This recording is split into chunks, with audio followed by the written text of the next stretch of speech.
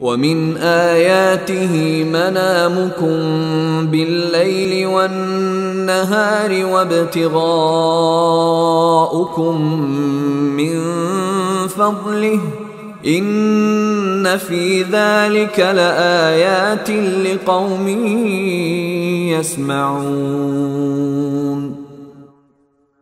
اور اس کی نشانیوں کا ایک حصہ تمہارا رات اور دن کے وقت سونا اور اللہ کا فضل تلاش کرنا ہے۔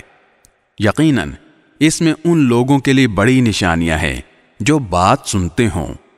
وَمِنْ آيَاتِهِ يُرِيكُمُ الْبَرْقَ خَوْفًا وَطَمَعًا وَيُنَزِّلُ مِنَ السَّمَاءِ مَاءً فَيُحْيِي بِهِ الْأَرْضَ بَعْدَ مَوْتِهَا إِنَّ فِي ذَلِكَ لَآيَاتٍ لِقَوْمٍ يَعْقِلُونَ۔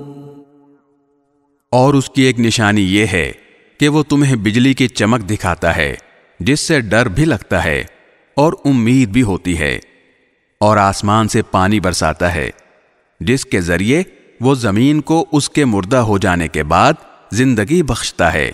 یقیناً اس میں ان لوگوں کے لیے بڑی نشانیاں ہیں جو عقل سے کام لیتے ہیں۔